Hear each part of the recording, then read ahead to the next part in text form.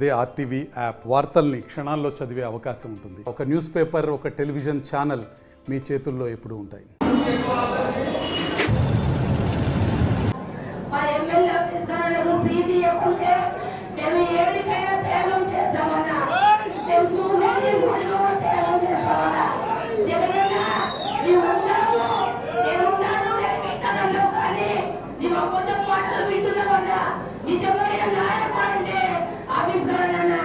ఎక్కడ చూసి అడగండి, నాకు అనుకోండి.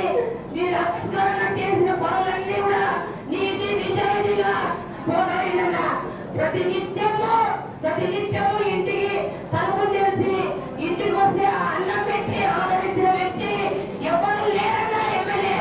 అభిస్కరణ ఎమ్మెల్యే కావాలి. మాకు ఎమ్మెల్యే లేకుంటే మేము ఏమైనా తాడపల్లికైనా వచ్చి మేము మీ కొరకు చేయాలన్నా మేము నీ కొరకు వచ్చి మేము ఇంతవరకు జెండాలు వచ్చినాము, బస్సు యాత్ర చేసినాము, గడప గడపకు ఆఫీసులో ప్రతి ఇంటికి ప్రతి మహిళను గౌరవించి ప్రతి అందరినీ కూడా ప్రతి ఒక్కరిని ఆదరించిన వ్యక్తి అంటే ఎమ్మెల్యే ఆఫీసులో.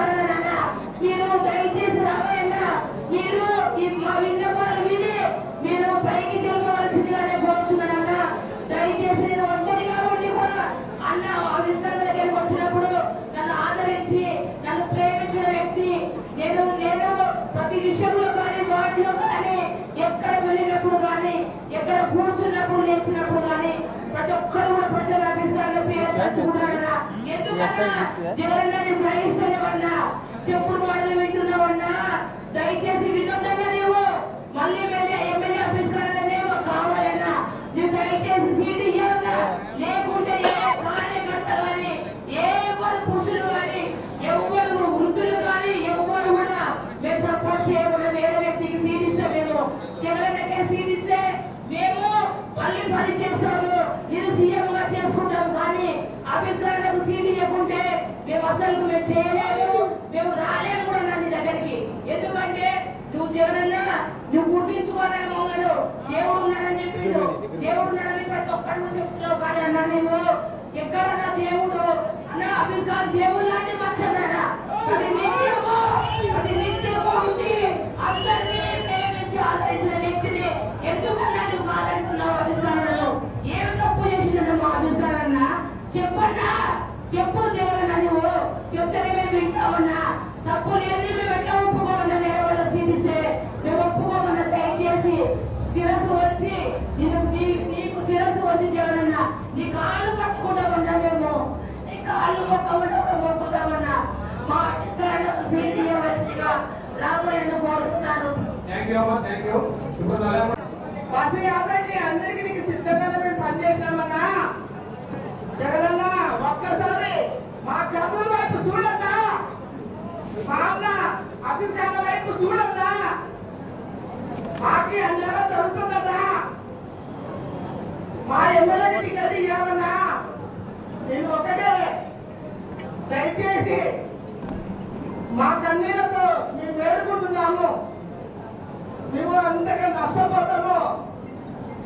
ఎట్లా అంటే అభిషేకాల చేసిన సేవలు నేను ఇప్పుడు నాకు 60 ఏళ్ళు అన్న గడప గడప తిరుగుతుంటే ఆయన తిరుగుతున్నాడు.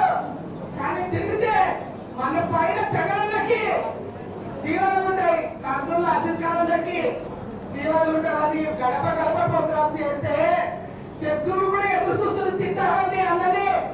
కానీ వాళ్ళ దగ్గర పోయి వాళ్ళతోనే మాట్లాడి వాళ్ళతోనే సెకండ్ ఇప్పించుకున్న ఏకైక నాయకుడు మా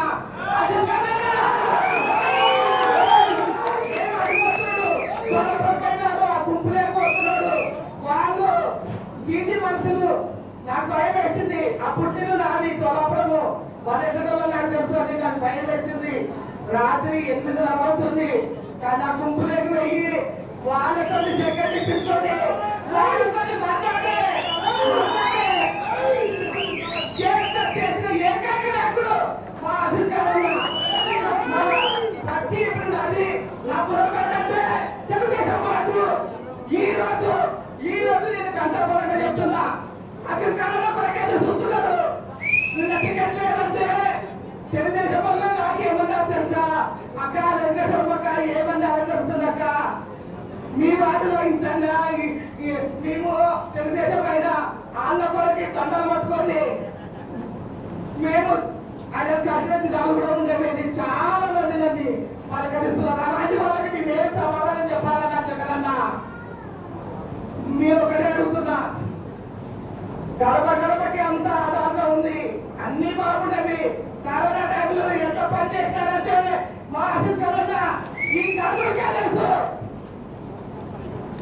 అసలు ఆయన నేను అడ్డ ఉన్నాడంటే ఇక్కడ ఉన్నాడని అంటారు. నేను ఖాళీ నడకతో వచ్చినాను, మీ అందరూ అయిపోయింది, కరోనా వచ్చింది అది ఇదని అన్నారు. అప్పుడు ఆటోలు లేవు ఏం లేవు. నేను నడకతో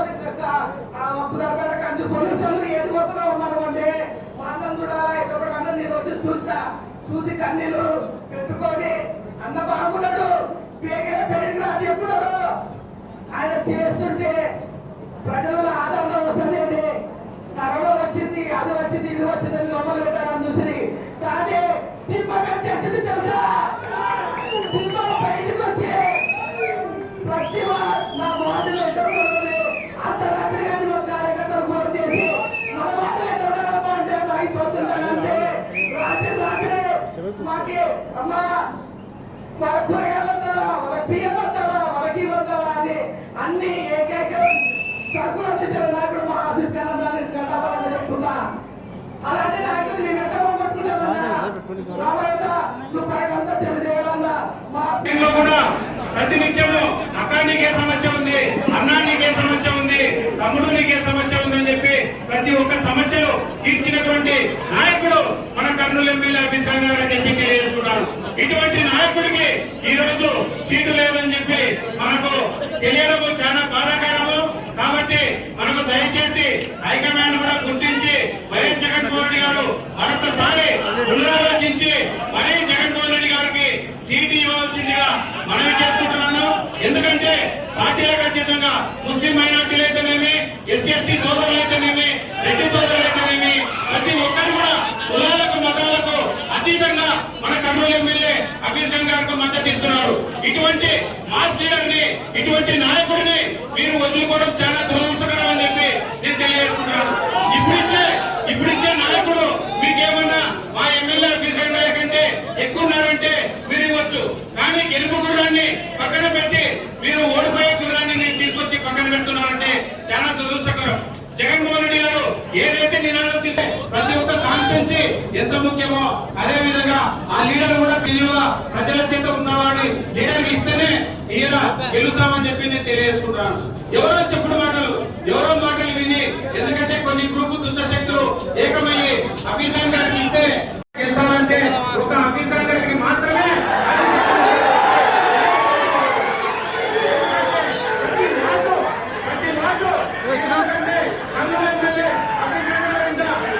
ఏ విధంగా గెలుస్తాడని చెప్పి మీరు ఒకసారి ఆలోచించాలి. మేము పార్టీకి వ్యతిరేకం కాదు, జగనన్నకు వ్యతిరేకం కాదు. మేము గెలుపొందాలా ఇక్కడ మరి ఒక్కసారి కొండాడి గుర్తు పైన వైఎస్ఆర్ కాంగ్రెస్ పార్టీ జెండా